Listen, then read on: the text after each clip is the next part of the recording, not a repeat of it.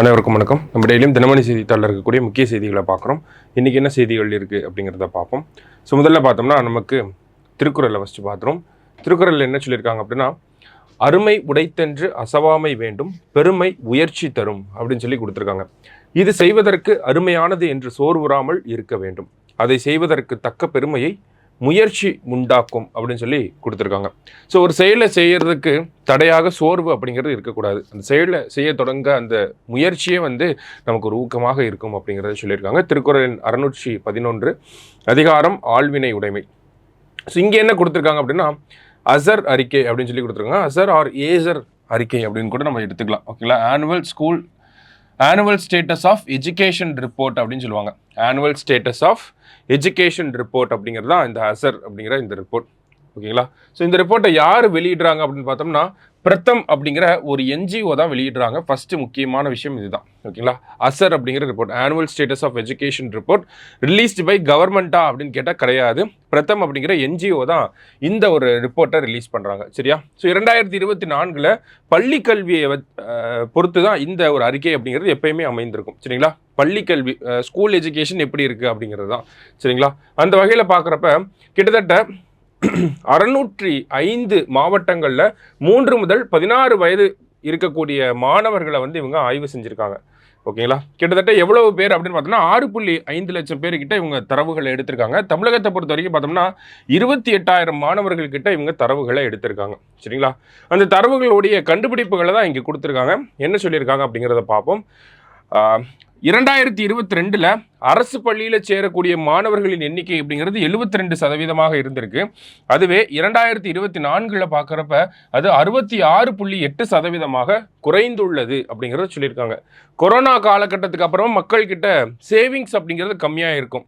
அதனால் என்ன பண்ணியிருப்பாங்கன்னா, அரசு பள்ளியில் மாணவர்களை சேர்த்துருப்பாங்க, உங்கள் பிள்ளைகளை சேர்த்துருப்பாங்க.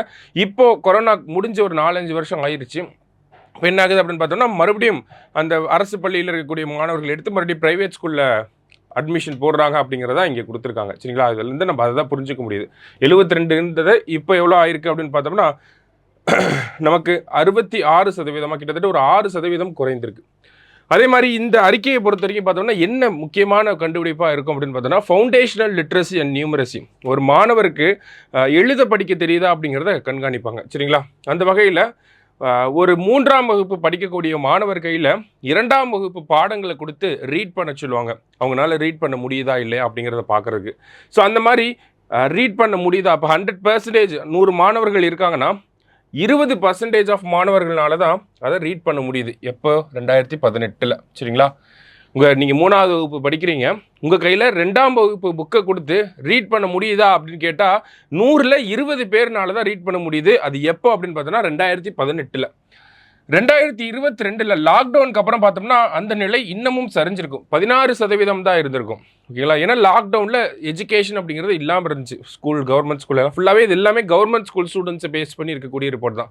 இப்போ அரசு பள்ளிகளில் ப்ரைவேட் ஸ்கூல்னா கூட ஆன்லைன் கிளாஸஸ் போயிட்டு இருந்துச்சு. அரசு பள்ளிகளுக்கு பெருசாக எதுவுமே போகலை இல்லையா. அப்படிங்கிறப்ப லாக்டவுனுக்கு அப்புறம் எடுக்கப்பட்ட சர்வேயில் அந்த கற்றல் விகிதம் ஆரம்பகால கல்வி அப்படிங்கிறது மறுபடியும் கம்மியாச்சு. இப்போ பார்த்தோம்னா அந்த ஒரு விஷயம் 23% இன்க்ரீஸ் ஆகிருக்கு. ஸோ ப்ரீ கோவிட் லெவல்ஸ்க்கு நம்ம வந்துட்டோம். சரிங்களா. ஒரு 3ஆம் வகுப்பு மாணவர் கையில் 2ஆம் வகுப்பு பாடங்களை கொடுத்து படிங்க அப்படின்னு சொன்னால் 100ல் 23 பேருக்கு தான் படிக்க தெரியுது இப்போது கரண்ட் டேட்டா படி. சரிங்களா. அப்போ கிட்டத்தட்ட 76% பேருக்கு இது படிக்க தெரியல அப்படிங்கிறது தான் இந்த ரிப்போர்ட்லேருந்து நம்ம புரிஞ்சுக்கிறோம்.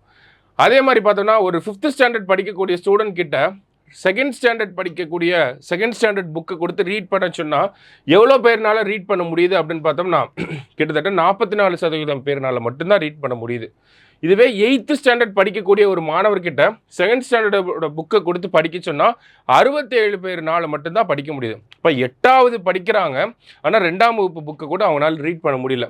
அது பார்த்தோம்னா 100ல் 67 பேர்னால மட்டும்தான் பண்ண முடியுது அப்படிங்கிறத சொல்கிறாங்க. சரிங்களா. ஸோ இது ரீடிங்கை பேஸ் பண்ணி.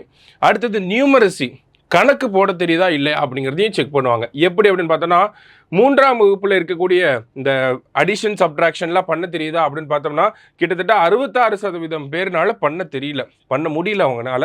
அதே மாதிரி 5ஆம் வகுப்புன்னு போகிறப்ப கிட்டத்தட்ட 69% பேர்னால இந்த டிவிஷன் மல்டிப்ளிகேஷன்லாம் பண்ண தெரியல. சரிங்களா. அப்போ கற்றல் எப்படி இருக்குது அப்படிங்கிறத சொல்கிறது தான் இந்த டேட்டா. சரிங்களா? ஸோ இதனால தான் மத்திய அரசாங்கம் சமீபத்தில் இந்த முடிவுகள், இதையும் சார்ந்து இருக்கக்கூடிய பல்வேறு முடிவுகளை கையில் எடுக்கிறாங்க, ரிப்போர்ட்டை கையில் எடுக்கிறாங்க. அதில் என்ன தெரியுது அப்படின்னு பார்த்தோன்னா 5th ஸ்டாண்டர்ட்லேயும் சரி 8th ஸ்டாண்டர்ட்லேயும் சரி தேர்ச்சி அப்படிங்கிறது நமக்கு இலவசம்னு சொல்ல முடியாது, ஆட்டோமேட்டிக்காக பாஸ் பண்ணுற அந்த ஒரு நடைமுறையினால தான் இந்த மாதிரி கல்வி விகிதம் கம்மியாகிட்டே இருக்கா, கற்றல் விகிதம் கம்மியாகுதா அப்படிங்கிறத ஸ்டடி பண்ணுறாங்க. அதே மாதிரி 10ஆம் வகுப்பு 12ஆம் வகுப்பு தேர்ச்சி விகிதங்களை எடுத்து பார்த்தாலும் கிட்டத்தட்ட 65 லட்சம் பேர்கிட்ட எக்ஸாம்ஸில் ஃபெயில் ஆகக்கூடிய அந்த ஒரு ஸ்டேட் தான் நம்மளோட எஜுகேஷன் சிஸ்டமில் இருக்குது அப்படிங்கிறத புரிஞ்சுக்கிறாங்க அரசாங்கம். ஸோ இதனால் என்ன பண்ணுறாங்க அப்படின்னா, இந்த கட்டாயமாக 8வது வரைக்கும் இருக்கக்கூடிய ஆல் பாஸ் அப்படிங்கிற நடைமுறையை மாற்றுறாங்க. அதான் நோ டிடென்ஷன் பாலிசி அப்படின்னு சொல்லுவாங்க. அதை மாற்றிட்டு என்ன பண்ணுறாங்கன்னா, 5ஆம் வகுப்பில் பொதுத் தேர்வு அதில் பாஸ் பண்ணாங்க அப்படின்னா அவங்கள வந்து அடுத்த 6ஆம் வகுப்புக்கு அனுப்பலாம். ஃபெயில் ஆகிட்டாங்க அப்படின்னா மறுபடியும் இன்னொரு வாய்ப்பு கொடுப்பாங்க. அதுலேயும் ஃபெயில் ஆகிட்டாங்க அப்படிங்கிற பட்சத்தில் என்ன பண்ணுவாங்க, மறுபடியும் அந்த மாணவர் 5ஆம் வகுப்பு தான் படித்தாலும் வேறு வழி கிடையாது. அதே மாதிரி தான் 8ஆம் வகுப்புக்கும் ஃபெயில் ஆகிட்டா மறுபடியும் 8ஆம் வகுப்பு தான். சரிங்களா? இதெல்லாம் ஏன் அப்படின்னு பார்த்தோன்னா, ஒரு 5ஆம் வகுப்பு படிக்கக்கூடிய மாணவர்னால 2ஆம் வகுப்பு பாடங்களை படிக்க முடியல, கணிதங்களை போட முடியல. அப்படிங்கிறப்ப அவங்க அடுத்தடுத்த ஸ்டாண்டர்ட்ஸ்க்கு அனுப்பி அது வந்து சரியான முறையான கல்வியாக இருக்காது அப்படிங்கிறத மத்திய அரசாங்கம் நினைச்சாங்க. அதனால தான் இதை பண்ணியிருக்காங்க. தமிழகத்தை பொறுத்த வரைக்கும் பார்த்தோம்னா, தமிழகத்தில் இந்த ஒரு விஷயத்தை வந்து நம்ம நடைமுறைப்படுத்தலை, வேண்டாம் அப்படிங்கிறத நம்ம சொல்லியிருக்கோம். ஏன்னா தமிழகத்தை பொறுத்த வரைக்கும் பார்த்தோம்னா நம்மளுடைய கற்றல் விகிதங்களுமே ஏறக்குறைய கம்மியாக தான் இருக்குது. ஏசர் ரிப்போர்ட் படி பார்த்தோம்னா 5ஆம் வகுப்பு மாணவர்கள் 2ஆம் வகுப்பு புத்தகங்களை படிக்கிறாங்களா அப்படின்னு கேட்டால் 37% பேர் தான் படிக்கிறாங்க. அதே 3ஆம் வகுப்பு மாணவர்கள் பார்த்தோம்னா அதையும் இன்னும் குறைவாக தான் இருக்குது. 20% பேர்னால தான் கணக்குகளை போட முடியுது. ஓகேங்களா? அப்படிங்கிறப்ப தமிழக அரசாங்கமும் இதை நடைமுறைப்படுத்தலாமா அப்படின்னு கேட்டால் தமிழக அரசாங்கம் வேறு சில திட்டங்களை வச்சுருக்காங்க. உதாரணத்துக்கு பார்த்தோம்னா, நம்ம அந்த கற்றல் விகிதங்களை வந்து அந்த லேர்னிங் கேப்பை அட்ரஸ் பண்ணுறதுக்காக தான் இல்லம் தேடி கல்வி, எண்ணும் எழுத்தும் போன்ற திட்டங்கள் வச்சுருக்கோம். அதே மாதிரி அரசு பள்ளிகளில் தமிழகத்திலையுமே பார்த்தோம்னா இந்த மாணவர் சேர்க்கை அப்படிங்கிறது கம்மியாகிட்டே போகுது. ஓகேங்களா?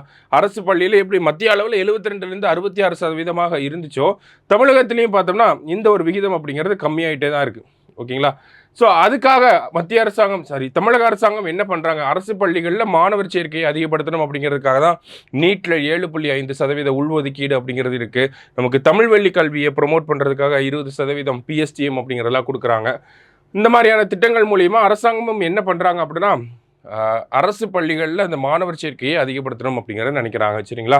ஸோ தமிழகத்தை பொறுத்த வரைக்கும் இந்த ஒரு கண்டுபிடிப்புகள் அப்படிங்கிறது மோரார்லெஸ் வந்து பாசிட்டிவான ஸ்டேட்டுன்னு நம்ம சொல்ல முடியாது. தமிழ்நாடும் இன்னும் அந்த அரசு பள்ளியில் இருக்கக்கூடிய கல்வி நிலையில் நிறைய விஷயங்களை அட்ரஸ் பண்ணணும் அப்படிங்கிறது தான் இந்த இடத்துல சொல்லியிருக்காங்க. தமிழக அரசாங்கம் இந்த 5ஆம் வகுப்பு 8ஆம் வகுப்புக்கெல்லாம் கட்டாய ஆல் பாஸ் அப்படிங்கிற விஷயத்தை வந்து இன்னமும் பின்பற்றிட்டு தான் இருக்காங்க. மற்ற ஸ்டேட்டில் நோ டிடென்ஷன் பாலிசியை கொண்டு வந்தாலும் தமிழ்நாடு வந்து அதை பண்ணாமல் நாங்கள் எஜுகேஷனில் இன்வெஸ்ட் பண்ணுறோம்னு சொல்லி ஸ்மார்ட் கிளாஸ் ரூம்ஸு இந்த மாதிரியான ஒரு நடைமுறைகளை வந்து கொண்டு வந்துட்டு இருக்காங்க. சரிங்களா? ஸோ அந்த ஒரு விஷயத்தை பற்றி தான் இந்த ஆர்டிக்கிளை நமக்கு கொடுத்துருக்காங்க. வேறு என்ன இருக்குது அப்படின்னு பார்த்தோம்னா, நமக்கு சவுதி அரேபியாவில் புதுசாக ஒரு பிரம்மாண்ட நகரம் அப்படிங்கிறது உருவாக்கப்பட்டு இருக்கு. அதில் இந்திய நிறுவனங்கள்லாம் நிறைய முதலீடுகளை செஞ்சிட்ருக்காங்க. இந்த பிரம்மாண்ட நகரத்தின் பெயர் என்ன அப்படிங்கிறத இப்போதைக்கு தெரிஞ்சுப்போம். சரிங்களா?